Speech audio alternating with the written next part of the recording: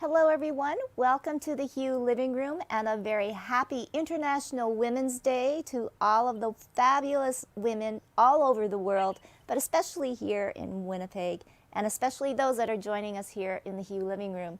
And yeah, I know I'm feeling a little spring light. I have Leonard Taylor's new spring collection.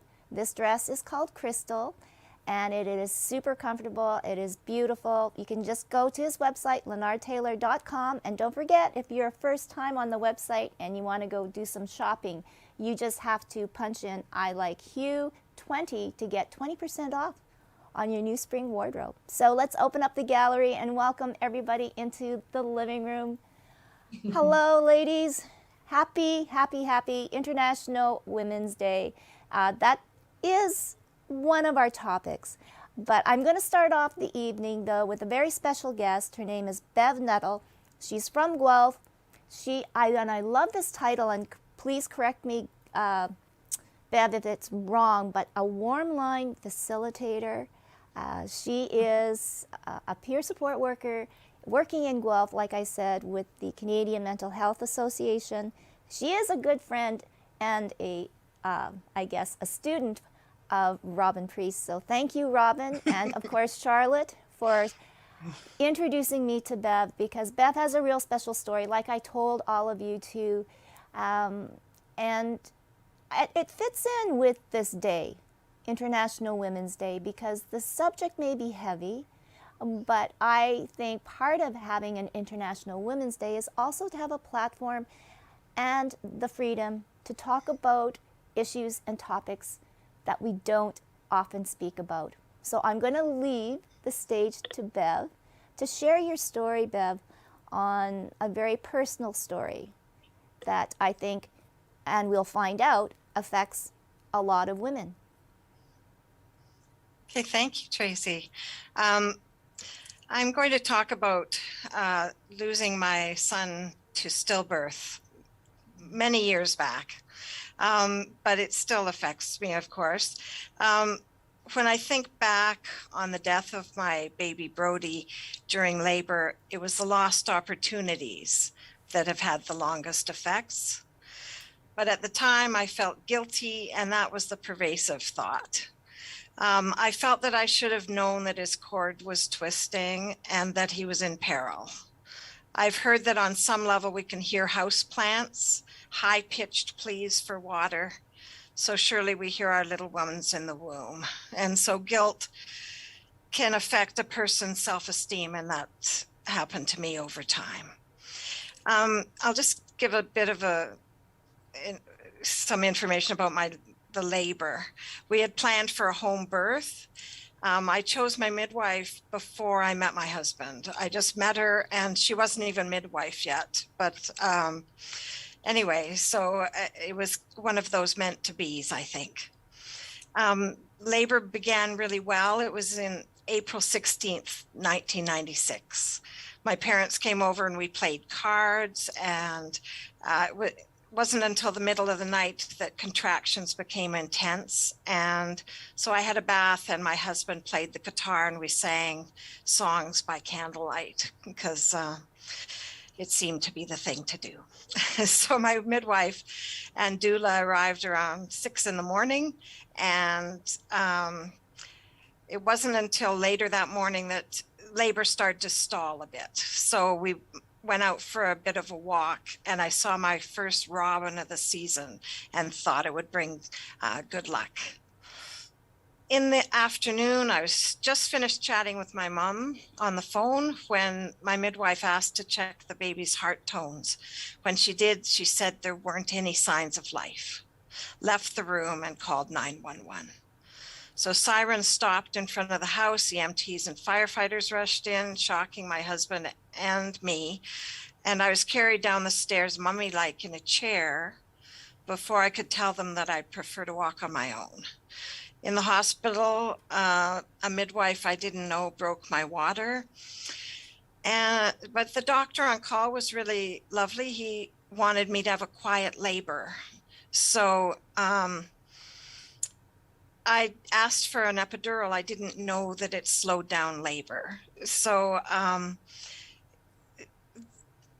I guess it was 8 a.m. that staff burst into the room and said the baby had to be born now. And I didn't understand the flurry, but later I was told there'd been a staff change and that they didn't want a birth of a dead child to hang over their day. So I ended up having an episiotomy, and the doctor who delivered Brody said that if he had been my doctor, my baby would have been alive. And he told me that on 2 occasions, even though stillbirths are not uncommon in hospital births. After that, the nurses were very kind, and they put Brody in a little outfit with booties and a hat on his red-haired head, and he was wrapped in a quilt that volunteers had made, and there was a lot of kindness. And when Brody's dad opened Brody's eyes, he had the most exquisite blue eyes I've ever seen. And I gasped at first glimpse. And over the years, I've written many poems about his eyes. I tend to write a lot of poetry. We spent 24 hours with our child in the hospital, and people came by and visited.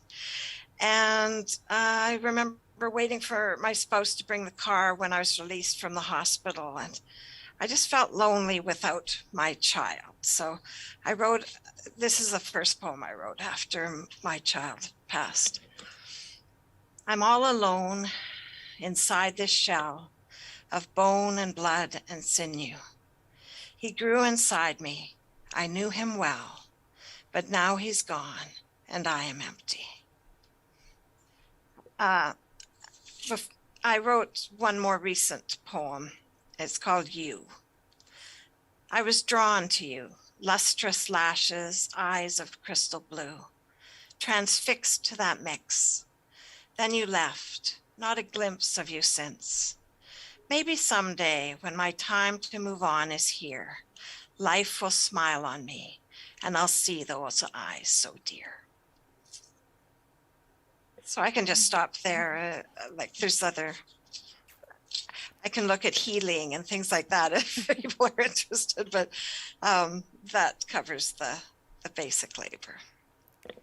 I wanted to ask Bev to join us because of the story, and hoping that it brings to light and some comfort to any woman out there that has gone through what Bev has gone through. And to be honest, we don't talk about stillbirth. And Bev, I have a son the same age as what Brody would have been. So it affects all of us. And I was kind of looking at the ladies too in the living room, and you can't help but get emotional. And I guess I'll start it off. For you, Bev, what was it? Or was there a moment where you knew that you had to move forward from the stillbirth? I think it was a long process. We had a funeral and a memorial at our house and at a funeral home to start, and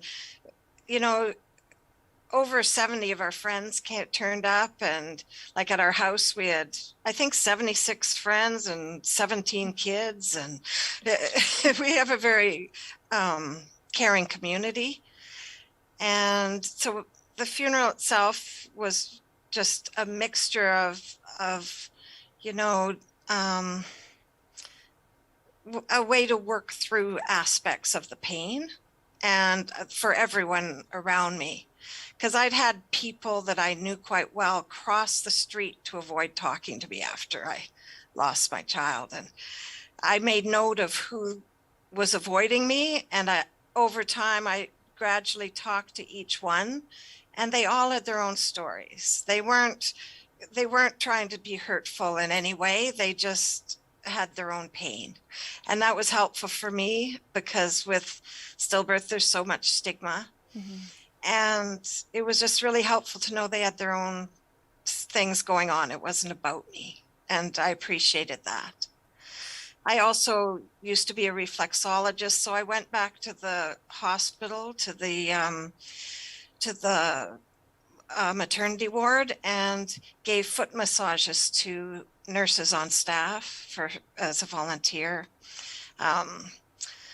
Oh boy, we did lots of things. We made I have that here, like an urn for his ashes that we just spread recently in a forest nearby, and had a little family ceremony and singing. We do a lot of singing in my family, so that's also part of what we did. Oh. Does anybody have any questions for Bev? Oh, sorry. Can I ask a question? Yes, go ahead, Onalu. Everybody, Onalu.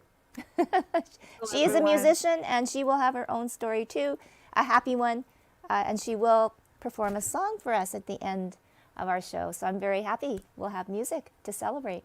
But go ahead, Ona. Thanks for sharing, Bev. I can't imagine the magnitude of your pain, and I just want to ask you, for people going through such enormous pain, like, what do you think was, now looking back on those first years, what held you together? What kept you from going to the darkest hole and staying there?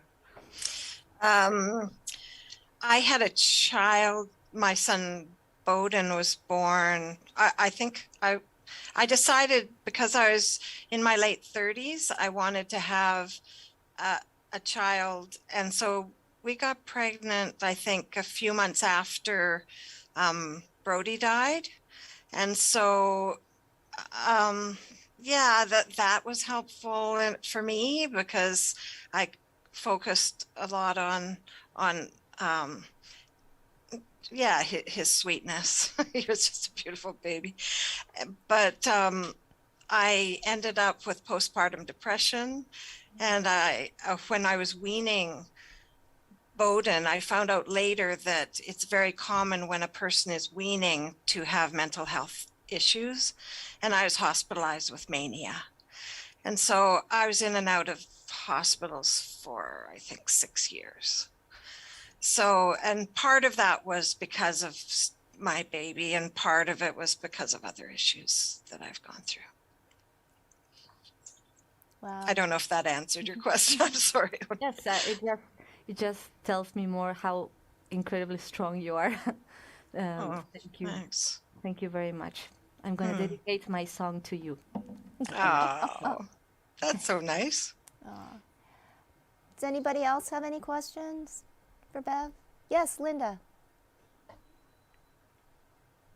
Thank you for telling your story, Beverly. I wasn't expecting to just be touched so deeply.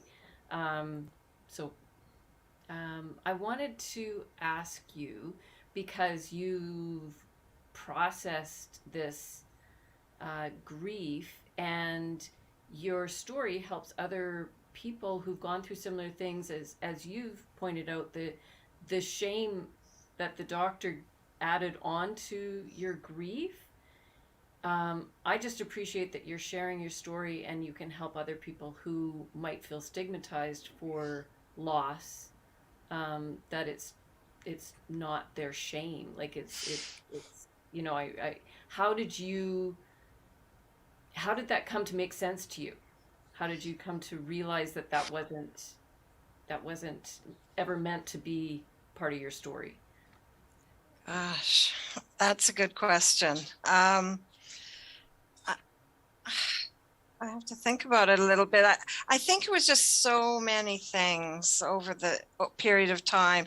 Like, we planted daffodils, and there's so many different things. I can't even think of them all over the years. And for me, mostly, I wrote a lot of poetry, and that is sort of my way of dealing with trauma. And I wrote a book that, if it's here somewhere, this one, like, it's called Finding Meaning, Poetry for Painful Times, and just goes through aspects of grief and loss. And then I put it into chapters. And so for me, it was part of my healing, like starting with grief and loss, and then loss of relationships and social justice issues, resilience, nature, and hope. So it was sort of how to move. And I just think it's always in tandem. You have the pain and you have a bit of healing, and it just sort of comes together. It did for me anyway. Yeah. Robin, you had your hand up? Yeah, hi Bev, it's so Hello. cool to be on this with you. And part of the conversation we had before I introduced you to Tracy was about, you were sharing some of those poems from when like Brody died to like how you were reimagining those poems now. And I love Yes. that you shared that. And part of that resonated for me to say, wouldn't it be like great to have a conversation about that piece for you, how that moved kind of from that raw poem to the next ones that you were writing? And that was part of the conversation we were having. So I don't know if you got something you want to share about that journey. Sure. When I wrote this book, I just thought, okay, I've worked through this in so many different ways. I need to move where am I now? How does Brody fit into that picture? So I guess that's how that started. And I'd written the first poem that I read right away. And then I can read just a couple of short things. That one was when he was 25. I wrote a poem called Silent Love. Your eyes were azure blue. Wish you were here. I'd look at you with pride and love and wish my boy a happy birthday. But instead I sigh and talk to the sky and feel foolish doing so. So I went from there, and then this is the more recent. Your eyes blue and bright as crystal angled by the firelight. In the song, when they say not to love blue eyes, they got it wrong. I'm transfixed by the azure blue that I see when I look at you. I'm thankful for the countless sky encapsulated in your eyes. So it's about Brody, but it's broader. And so I guess that's sort of what I was trying to do with a lot of my poetry. Wow. Well, thanks so much, Bev. Is there anybody else? You're welcome. That has anything wants to know or care to ask Bev?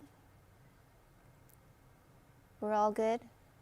Well, I mean, we're going to keep on with the conversation and topics too as well, but I guess, okay, International Women's Day.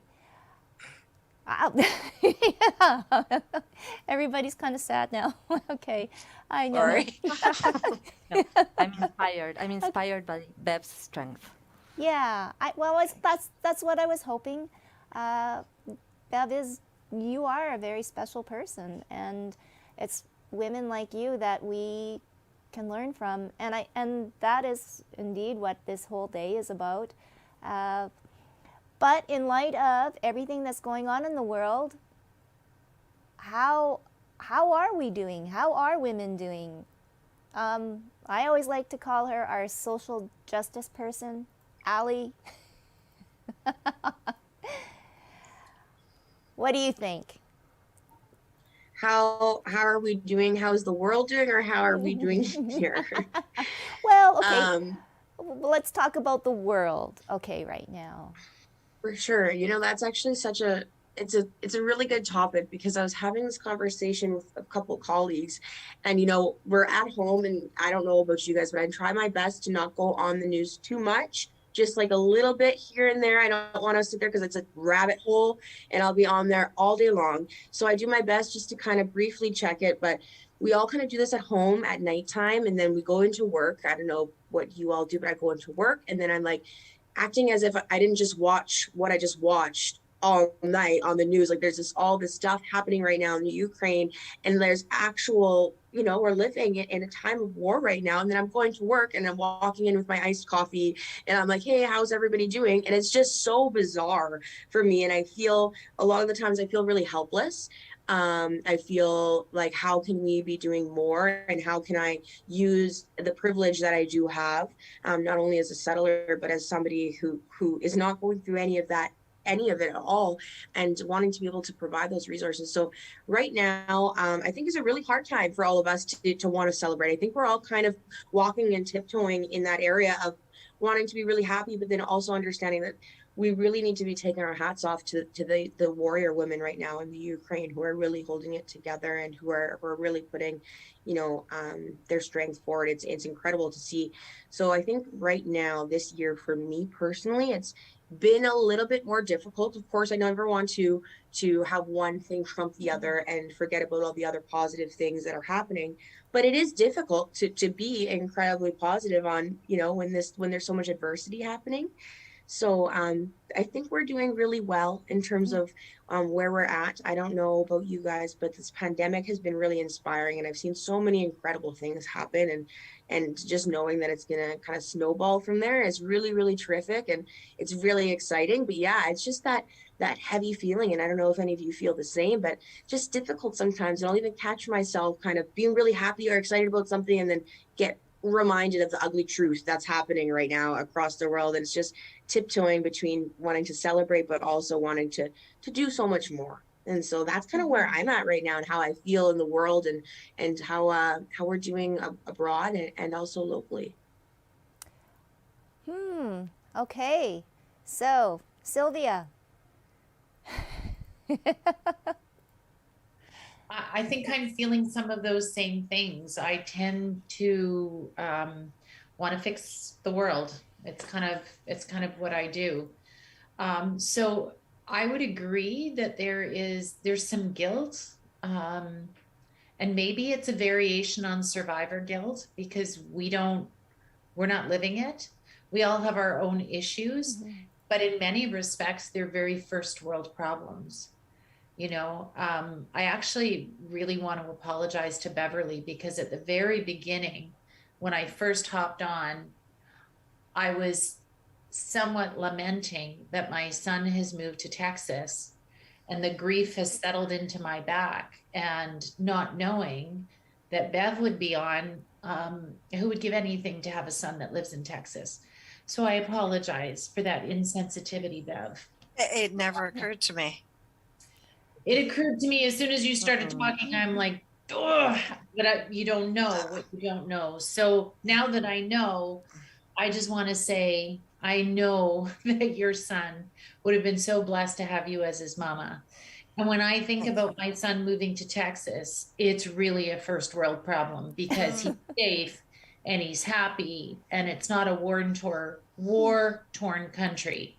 So I think, I'm having a lot of this sort of these mixed emotions as well. Kind of, I'm in the middle of a kitchen renovation, and I'm not complaining about it at all, but I'm trying to sort, like, my biggest problem for next week is sorting out when the trades are coming.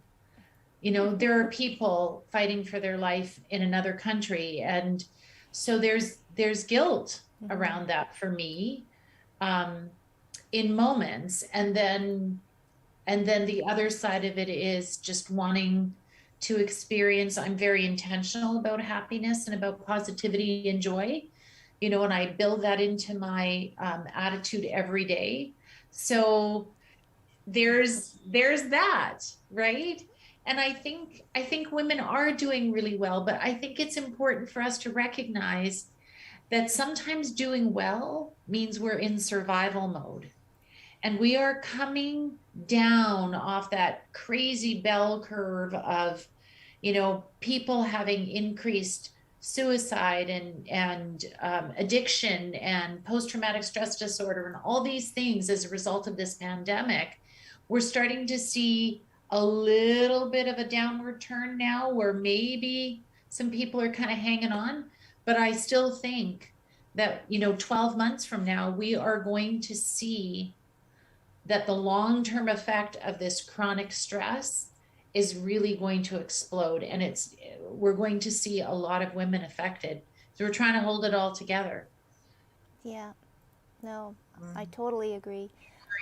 I'm going to go to our special guest here, Ona Lu.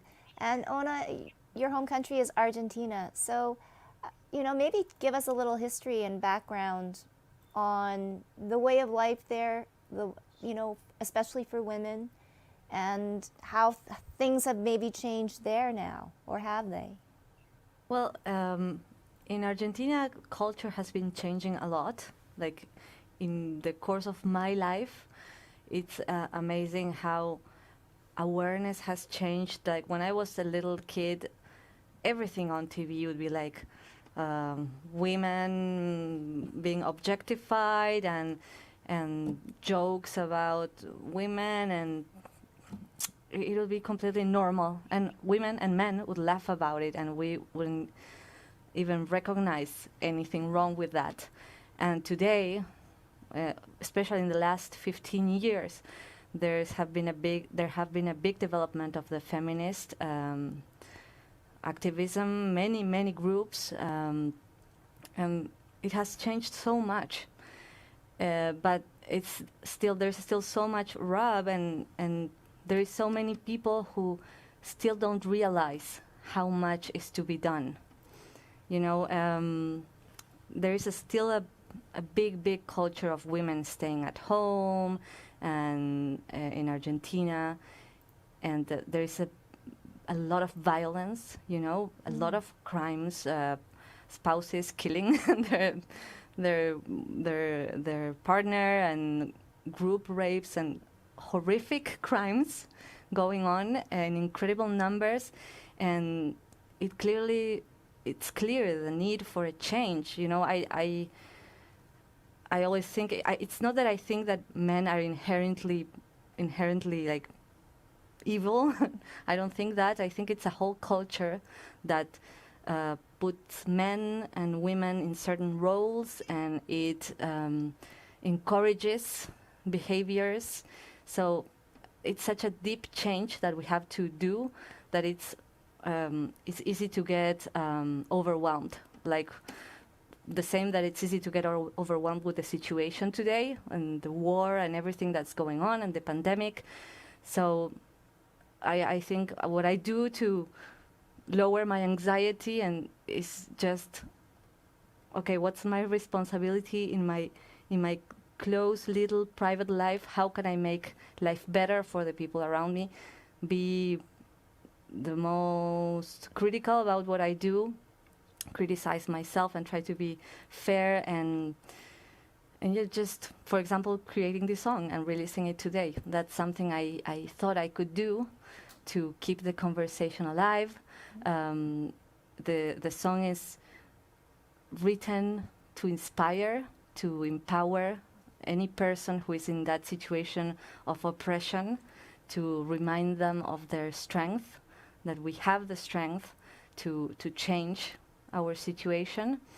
And I don't know, I kind of lost my thread, but you ask me, Tracy, about anything that I said. Does anybody have a question for Ona Lu? No? Oh, I guess maybe, Ona Lu, I was just going to ask you, how do you see Winnipeg now that you've been living here in Canada? In terms of Yes. women's Yes. role, well, I couldn't say I know the culture that much as to have an opinion. Like, the way I see it is not bad, I see lots of women working everywhere, very much part of the working force in all places, more than in Argentina, I think. But I couldn't say anything beyond that. I don't know. Okay, fair enough. Linda, okay, so you coach a lot of women in business. And obviously, we've seen a huge growth of women, especially in entrepreneurship, owning their own business, being the boss. How far have we come along? That's a great question, Tracy. And I was really thinking about this today, in that women that I know who have gone into business, it's our whole lives, we are regulated. People regulate our bodies, they regulate our roles, they regulate what we're supposed to think, what we're supposed to be as a good girl, all the things, right? We go through school and we're told what to do. We go to work, we're told what to do. Then you go into business and all of a sudden they say, "Oh, no, no, no, you make up all the rules now." It's like you get to decide everything. You get to decide your day and how you set up your systems and who your clients are and what you're going to sell. For most women, it's completely overwhelming. It's like, what is happening? We're not used to being in that role of leading ourselves. And I think there can be quite a shift that needs to happen when you go into business, that you are all of a sudden responsible for your decisions and the results that are going to happen. For a lot of people, it's like they freeze, they procrastinate, they don't know how to move forward because we're not socialized in the way that we need to be true leaders and to be comfortable with having power and influence. So I was thinking about this today because one of the things, I loved this conversation that we were having, which is, can we celebrate right now with what's going on in the world? Can we feel good? How do we navigate those feelings? My point of view is always, if you can generate a positive, motivating feeling, then do it. Like, we have enough things that tear us down in this world. If you have moments where you feel good, like, lean into that. Don't hold back and say, I shouldn't feel this way because of guilt, or other people are suffering, so I should tamp it down. I'm like, no. The world is going to kick you around. Just if you feel some joy and some moment of beauty and delight, like, lean in and feel that. And then also to ask yourself, how am I powerful right now? How am I already a leader? How am I already having great influence? And I appreciated listening to Beverly because your story is such a great example of true leadership, true influence in this world. Your poetry and your words and your ability to share something so personal with the world, to me, is the epitome of what I value and what I hope that the world moves more towards valuing. That is the direction that I want to see us moving in. That's the kind of leadership that I respond to and that I follow, and that I think is very possible. And I think there is a shift, a paradigm shift in the world that is opening up to that kind of message. So thank you for that. Oh, well, that's so, like, you're always so insightful, Linda. And again, so maybe it sounds like, being truthful and being yourself, and people aren't stupid. They can read right through the camera lens or the Zoom lens or whatever you're on, and I'm going to throw it to Rana now. Being your true self.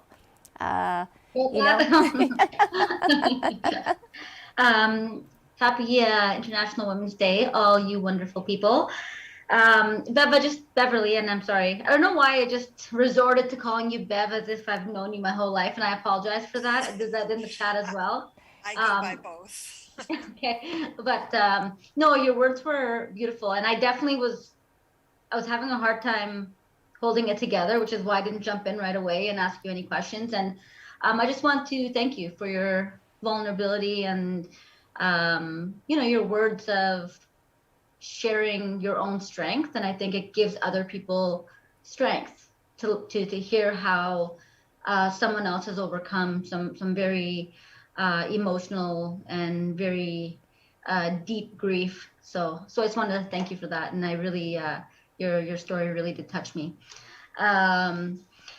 So International Women's Day, I just want to kind of respond to Linda because she said as always, some very insightful things. And I just want to kind of feed off what she just said, and I'm just going to say it as always, and it is what it is. But, we want authentic leadership. We want people, or we feel like we want leaders who are, ultimately what I say very often is kind of lead from the heart, put human beings over policy and politics, and start from that foundation and make decisions with that in mind, without all the other noise, without all the politics of it all and all the who said what, and what guy wants to be more powerful than the other guy, and whatever it is, and that's truthfully what it is. And I think if people were really going to be honest about the state of leadership in the world, they would realize that everything is resolvable, everything is manageable. What we're dealing with are people, men, predominantly men, with very serious ego issues, and their leadership styles perhaps no longer mesh with the world we want to see tomorrow, 10 years from now, and 20 years from now. And I think that we have to have that really click in our head that we no longer want that. Because what's happening in Ukraine shouldn't be a surprise to anyone. I mean, anyone who watches anything international, it should not have been a surprise to anyone. You have a tyrant at the helm of a country, and in any other country where they had a tyrant at the helm of it, you had the states go in, bomb the out of it, and leave everyone high and dry to deal with whatever they had to deal with.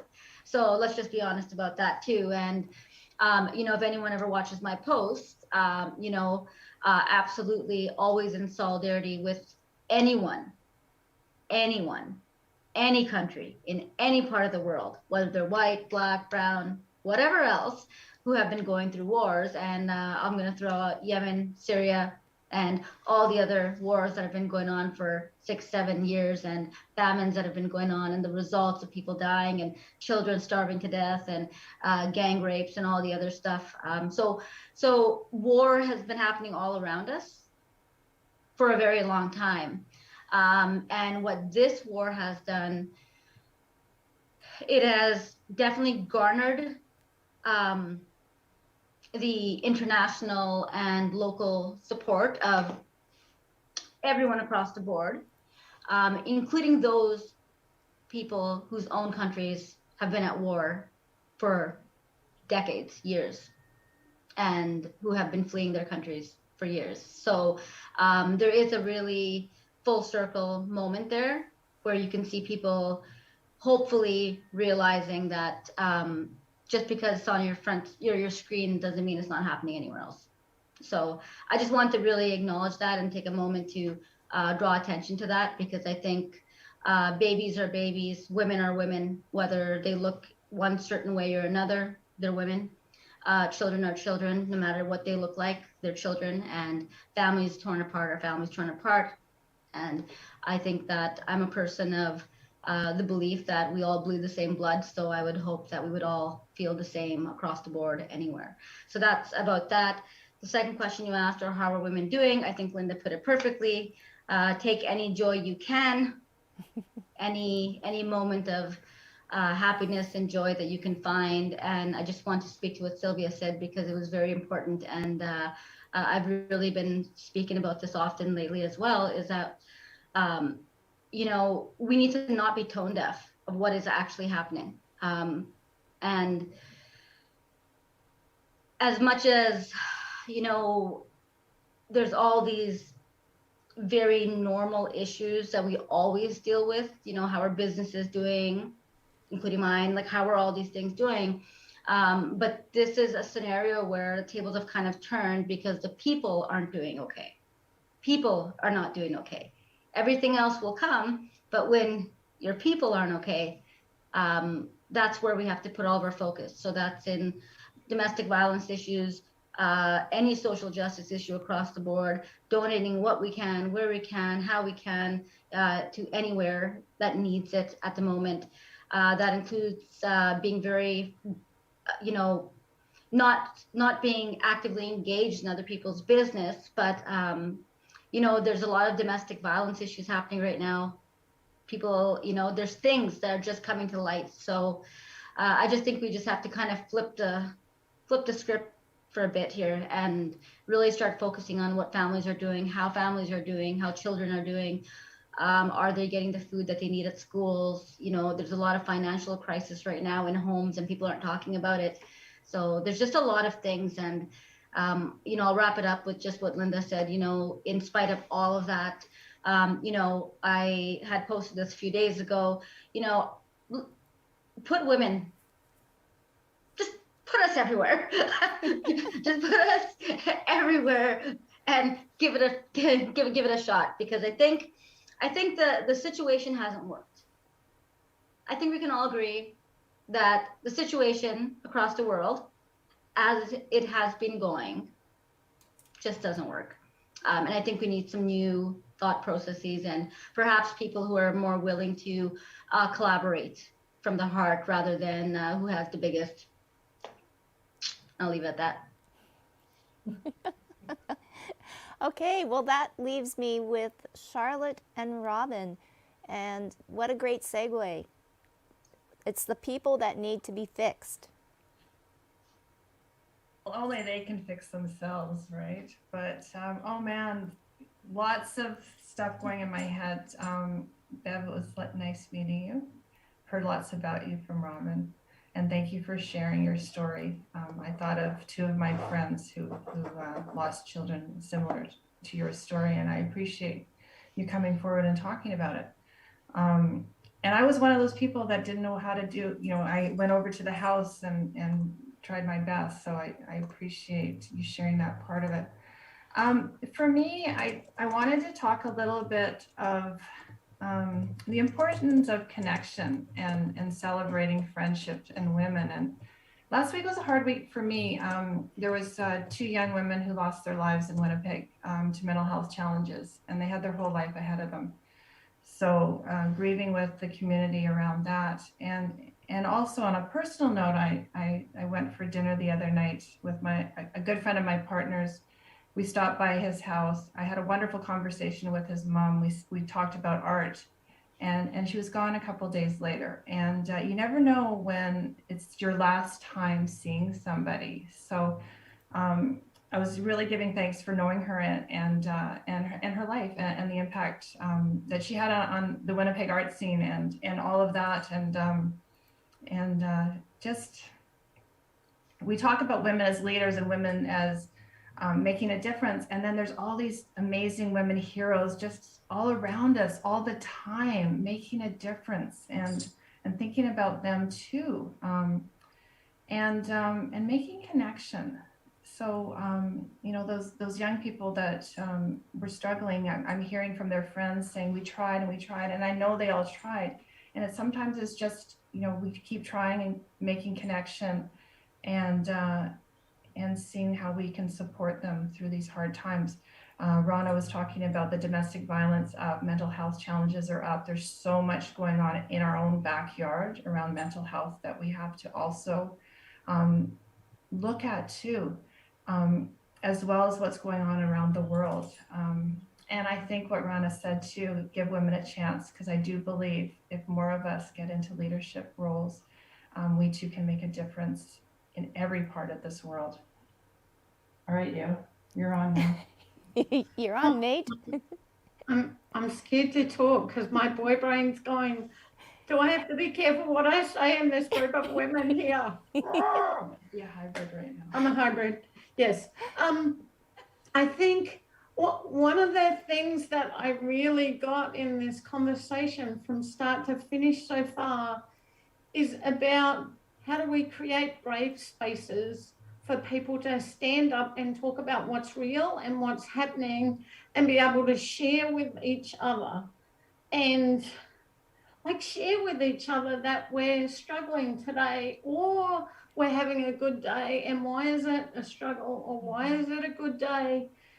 And we still live in this world that still has this taboo about sharing how we really are, and we're getting better at it, but I really think it's that, like, and you know, I am going to say, I think women are often better at sharing what's actually occurring and being vulnerable, because I think as a society, we're still taught not to, and I think guys are often taught not to more than most. And so I think, Rana, if we have women everywhere and women are sharing from their hearts, maybe we'll create like communities where everyone feels okay to share. And I was talking to someone about our business model, about how we give away equally as much as we earn, which is not the best business model, but someone called it compassionate capitalism. And I thought, Beautiful. love that term, because it's how do we create compassion and empathy everywhere and allow those spaces. And so I think, Linda, when you talked about that leadership, and truth be told, when you were saying, women aren't taught to lead and they're not taught to do what they want and they're taught to follow rules, I was saying to Charlotte, that wasn't my experience. But that could be because I'm a little hybrid and I was like, screw that women's stuff. I'm just going where I want with it. But I truly think when we start to share with each other, that will be the difference. When we stop, I hate to say this, but I'm going to, when we stop trying to pathologize everything that happens and we go, what is it? How does that feel? How is that impacting you? And forget I have to fit it into a box. And that is my piece for this evening. So thank you for letting this little hybrid boy brain in this girl's body play with you all in, International Women's Day.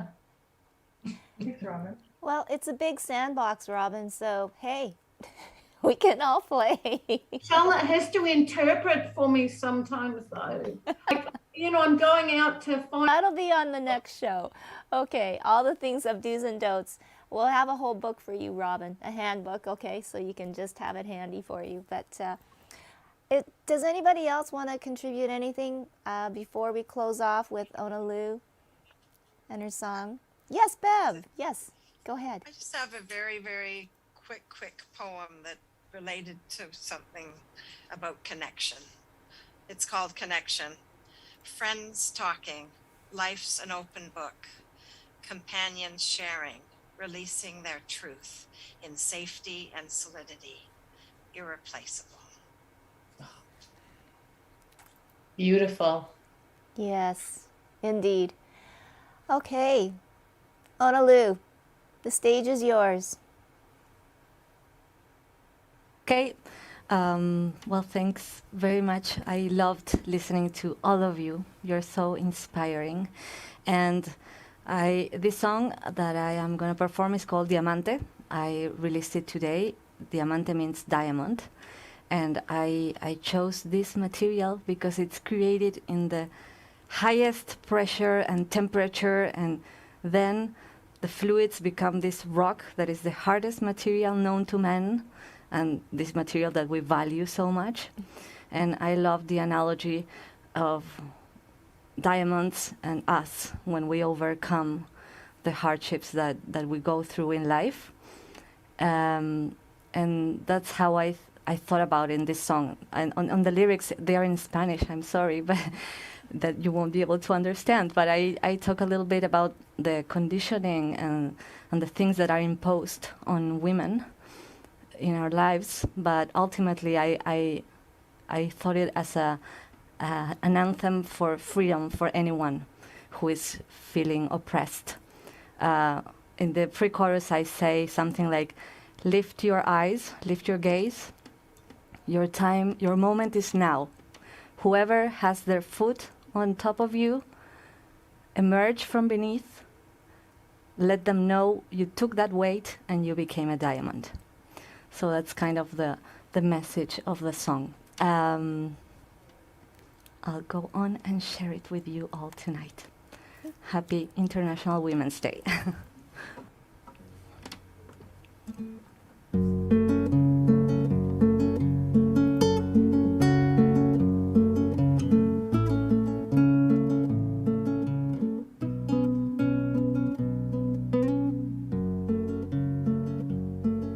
Serás callada o maleducada, serás sumisa o una paria, serás madre, esposa, amorosa o no serás nada. La máquina te gasta de a poco, es como una venda en los ojos, va apagándose tu luz, va creciendo el enojo. Alza la mirada, es tu tiempo ahora. Sos una roca, tu fuerza desborda. Quien sea que te esté pisando, surgí de abajo y libérate.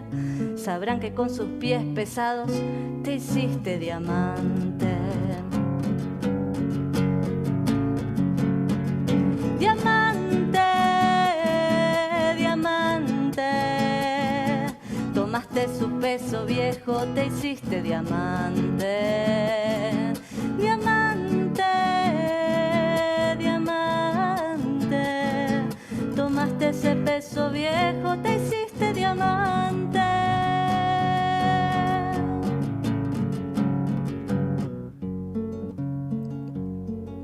Con fuerza bruta y psicológica van abriéndose caminos, que sepan que hasta acá llegamos, no es todo lo mismo. Confíate de tu grito interno, no sos de vivir desde el miedo. Tu voluntad no está quebrada, no es tuyo el desierto.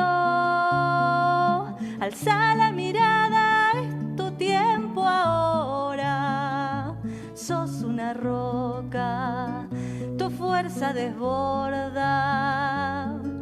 Quien sea que te esté pisando, surgí de abajo y libérate. Sabrán que con sus pies pesados te hiciste diamante. Diamante, diamante. Tomaste ese peso viejo, te hiciste diamante. Diamante, diamante. Tomaste ese peso viejo, te hiciste diamante. No podés ser invisible porque a otro le incomoda. Ya no quiero estar callada si hay tantas que lloran. Alza la mirada, es tu tiempo ahora. Sos una roca, tu fuerza desborda. Quien sea que te esté pisando, surgí de abajo y libérate. Sabrán que con sus pies pesados te hiciste diamante. Diamante, diamante. Tomaste su peso viejo, te hiciste diamante. Diamante, sos diamante. Tomé ese peso viejo y me hice diamante.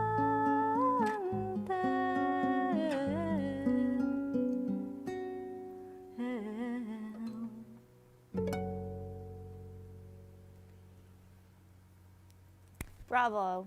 Thank you so much, Onalu. And For just a you, Beverly. sidebar, just a sidebar, you can see Onalu. She's going to be my special guest on Hue Spotlight, a brand new show on March 16th. So check it out because Onalu's going to have some new material too to perform. Thank you so much. And thank you to all of you for joining tonight. Bev, it's been an awesome evening, and we hope that you write many, many more poems because they are very, very inspiring. And to all of the other ladies, a very happy International Women's Day. And hey, it's not just one day, it's every day of the year for you guys, okay? Have a wonderful evening.